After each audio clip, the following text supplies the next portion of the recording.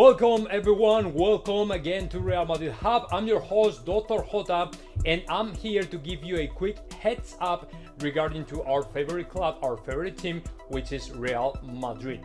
So today I have a bunch of stories for you guys. I have actually 4 different stories regarding to rumors, signings, players that won't be able to make it the next game against Levante, and much more stuff.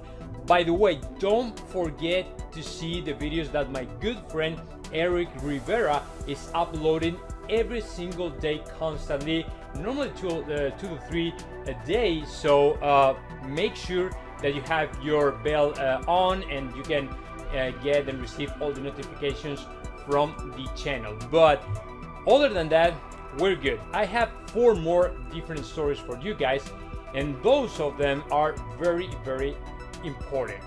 The first one that I have for you guys is regarding to the next game on Saturday against Levante, because as you probably know, we have a bunch of people who cannot be able to make it. Who won't be able to make it. They won't be against Levante. I'm talking about Sergio Ramos, I'm talking about Carvajal, of course Luka Jovic and Martin Odegaard, but now we have another one, and that one is not any other average or regular player. Is Lucas Vázquez, one of the most important players since 1 month ago or something like that, 1 month and a half, because as you probably know, Lucas Vázquez has been playing on the right wing the last 3-4 games, and he's been performing really well. So to me, it's a very important news, and it's very bad for Real Madrid, because right now you have to keep in mind we don't have to Carvajal and we don't have to Lucas Vázquez. So the only one available for this game, it's gonna be Odriozola. I have nothing, zero against Odriozola. I really love that guy. He's very super kind guy, very professional. He has a very work ethic. But the problem is, if you don't have minutes enough, if you haven't played enough in Real Madrid, I don't think that you will perform properly, or say whatever you want to call it. But I'm pretty sure that it's not going to be an easy game for Odriozola. He will play in the right back, which is a very good position for him. But as you probably know, Odriozola is the kind of player who likes to run up to the right wing and try to carry the ball all the way to the goal or all the way to the box or something like that. So it's more, I would say, attacker than defender, and that is good, but at the same time it's bad. So we'll see what happens, man. But there's no other choice for us. So that is the only thing we can do. Just put him in the starting 11 and see what happens. I wish the best of the lucks to Alvaro Odriozola, because I'm pretty sure that he is a great guy and is a very good player and very good professional. So that is the first story I have for you guys. The second one is regarding again to more rumors of signing and all this stuff, but it's pretty sad news again. I'm talking about Camavinga. Camavinga show up in the press conference before the game against Marseille. As you probably know, of course, Camavinga has been from long time ago attached to Real Madrid, maybe for signing the next year or something like that. But in this press conference, Camavinga said something really sad for Real Madrid. He said that nowadays is in talks with his club in order to renew his contract. So I don't know. I don't know if he just want to clear all the rumors and just try to be focused on his team, or what is the reason why he said that. But to me, there's another reason hidden behind these words, and the reason is, if he is watching the news every day, if he is paying attention, for example, to the situation with Mbappe and his renewal and Real Madrid and all the stuff, I would say that Eduardo Camavinga has decided to stay in Rennes, because I think that he really feels that he's not going to have a chance with Real Madrid, because I think that he is very aware of the situation with Jovic, Odegaard, Fede Valverde, and all these youngsters who haven't been playing very regularly, very often. And I think that for a guy like him, in his 17 or 18 years old, it's very important to go to a team where he already knows that he will have time enough to play and show off his skills. I mean, I'm pretty sure that if he comes to Real Madrid, he already knows that Casemiro is the number one. I mean, you cannot come to Real Madrid and think, okay, I'm gonna push this guy away. No. When it comes to Casemiro, man, Casemiro is the number one right now. So you cannot push a guy like Casemiro out of the way.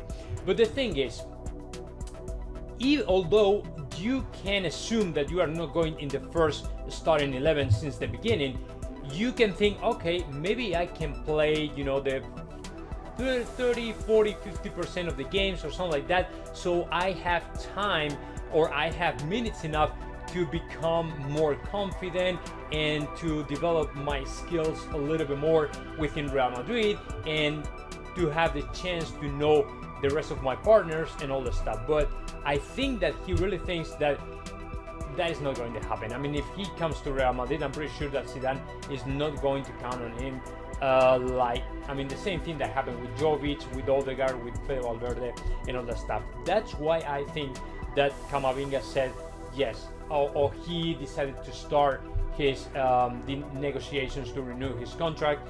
And also the other thing is that his new agent is Jonathan Barnett. Jonathan Barnett, if you don't know who is him, is the agent of Gareth Bale. And let me tell you that Gareth Bale or Jonathan Barnett didn't have or don't have a good relationship with Real Madrid, with all the beef and all the drama regarding to Bale and Real Madrid and all the stuff. So I don't know what is going to happen. I don't really know why Camavinga said that, but to me the reason is that. So let's move on and let's go to the third story I have for you guys, and is the interview that Diario Marca did to Pochettino, the new coach of PSG.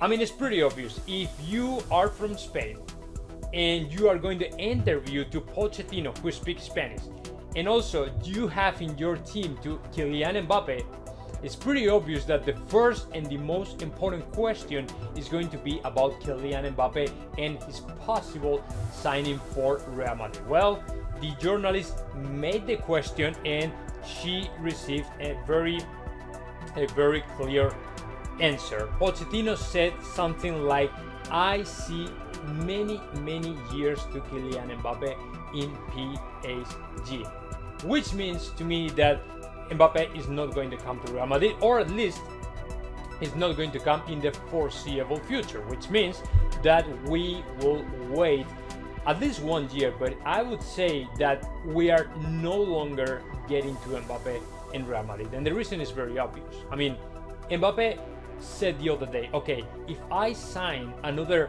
contract with PSG, it's going to be for a long time. It's going to be for many years. So that way, I don't think that he is willing to wait another more year to Real Madrid for them to decide to go ahead and proceed and try to sign him or something like that. No, I don't think that he is, I think actually that he is really concerned about the situation. But at the same time, I would say that Mbappe already knows that Mbappe says or is aware that Real Madrid is not going to try to sign him for this year. So that said, I'd say that Mbappe has already decided to stay in PSG. I mean, that it's my opinion. I'm not going to say this is the news. No, this is my opinion based on the words of Pochettino and of course Kylian Mbappe, and of course as well all the rumors and the leaks that I'm receiving from Real Madrid. I mean, Real Madrid, the most important, I told you the other day, the most important this year is try to save as much money as possible, okay? So that is the top priority, So when you have that priority, that means you cannot spend a single euro in any single player in the world. So if you sign to David Alaba, for example, it's going to be for free. It's not because you are going to pay a lot of money. No, the only expenditure is when you have to pay a salary to this kind of player, like David Alaba, but you don't have to pay any fee for signing him or something like that. So if we find another player in the same situation, then okay, I could assume that we could sign that guy. But unless that different happen, unless we really find another guy, that can come for free to Real Madrid, I don't think that Real Madrid is going to sign anybody this year. So that's it, guys. Those were the 3 most important stories. Let me suggest you that stay in the channel and be watching the videos of my good friend Eric Rivera, who also runs a podcast in nadamas.podcast, and of course you can download it from any single platform in Apple Podcasts and all the stuff. So that's it, guys. I hope you enjoyed the video. Comment in the section below, and of course subscribe my channel, Real Madrid Hub.